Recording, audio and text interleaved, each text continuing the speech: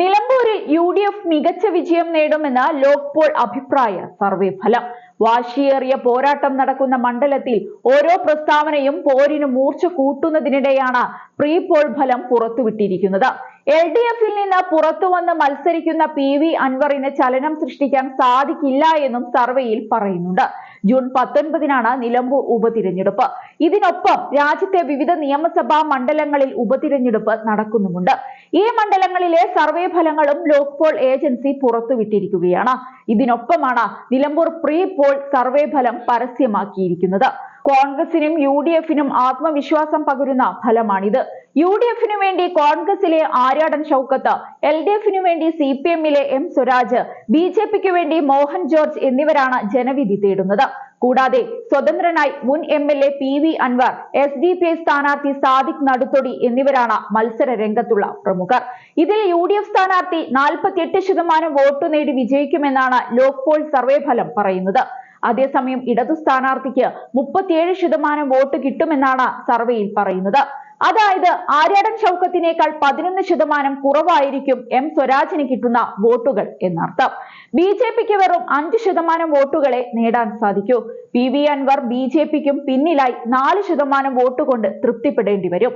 മറ്റുള്ള സ്ഥാനാർത്ഥികളെല്ലാം ചേർന്ന് 6% വോട്ട് നേടുമെന്നും സർവേയിൽ പറയുന്നുണ്ട്. സർക്കാരിനെതിരായ വികാരമാണ് നിലമ്പൂരിൽ പ്രതിഫലിക്കുക എന്നാണ് ഈ ഫലം വ്യക്തമാക്കുന്നത്. UDF-ലുള്ള കെട്ടുറപ്പും ആര്യാടൻ ഷൗക്കത്തിന്റെ വിജയത്തിന് സഹായകരമാകും. M സ്വരാജിനെ മണ്ഡലത്തിലുള്ളവർ പൂർണ്ണ മനസ്സാൽ സ്വീകരിക്കില്ല എന്നാണ് സർവേ സൂചിപ്പിക്കുന്നത്. മറുകണ്ഠം ചാടിയ വ്യക്തി എന്ന നിലയിൽ അൻവറും തഴയപ്പെടും. ദേശീയപാതയുടെ തകർച്ച, വന്യമൃഗശല്യം എന്നിവ LDF-ന്റെ പ്രതിച്ഛായയ്ക്ക് മങ്ങലേൽപ്പിച്ചുവെന്നും സർവേയിൽ പറയുന്നുണ്ട്. CPM-ന്റെ കേഡർ വോട്ടുകൾക്ക് ഇളക്കം തട്ടില്ലെന്നും അതുകൊണ്ട് തന്നെ ത്രികോണ മത്സരത്തിലേക്ക് മണ്ഡലം കടക്കില്ലെന്നുമാണ് സർവേയുടെ വിലയിരുത്തൽ. അതേസമയം പഞ്ചാബിലെ ലുധിയാന വെസ്റ്റ് മണ്ഡലത്തിലെ അഭിപ്രായ സർവേയും ലോക്പോൾ പുറത്തുവിട്ടിട്ടുണ്ട്. ഇവിടെയും കോൺഗ്രസിന് ജയം പ്രവചിക്കുന്നുണ്ട്. ലുധിയാന വെസ്റ്റിൽ 40% വോട്ട് നേടി കോൺഗ്രസ് ജയിക്കും. AAP-ക്ക് 33% വോട്ടാണ് ലഭിക്കുക. BJP-ക്ക് 15%. പശ്ചിമ ബംഗാളിലെ കാളിഗഞ്ച് മണ്ഡലത്തിൽ തൃണമൂൽ കോൺഗ്രസ് 51% വോട്ട് നേടി വിജയിക്കും. BJP-ക്ക് 32% വോട്ടാണ് കിട്ടുക. ഗുജറാത്തിലെ കാടി മണ്ഡലത്തിൽ BJP 47% വോട്ട് നേടി ജയിക്കും. എന്നാൽ ഗുജറാത്തിലെ വിസവദാർ മണ്ഡലത്തിൽ AAP ജയിക്കുമെന്നാണ് സർവേ ഫലം പറയുന്നത്. അതേസമയം ഉപതിരഞ്ഞെടുപ്പിന്റെ പരസ്യ പ്രചരണം നാളെ വൈകിട്ട് 6-ന് അവസാനിക്കും.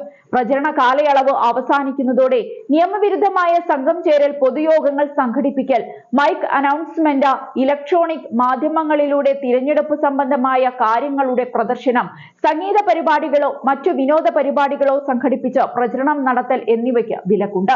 1951-ലെ ജനപ്രാതിനിധ്യ നിയമത്തിലെ സെക്ഷൻ 126(1) പ്രകാരം വോട്ടെടുപ്പ് അവസാനിക്കുന്നതിന് 48 മണിക്കൂർ മുൻപ് പരസ്യപ്രചരണം അവസാനിപ്പിക്കണം.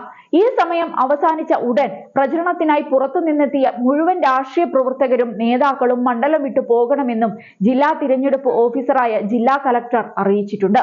അതുപോലെ തന്നെ വോട്ട് ചെയ്യാനെത്തുന്നവർ പോളിംഗ് ബൂത്തുകളിൽ മൊബൈൽ ഫോണുമായി പ്രവേശിക്കുന്നത് കേന്ദ്ര തിരഞ്ഞെടുപ്പ് കമ്മീഷൻ വിലക്കിയിരിക്കുകയാണ്.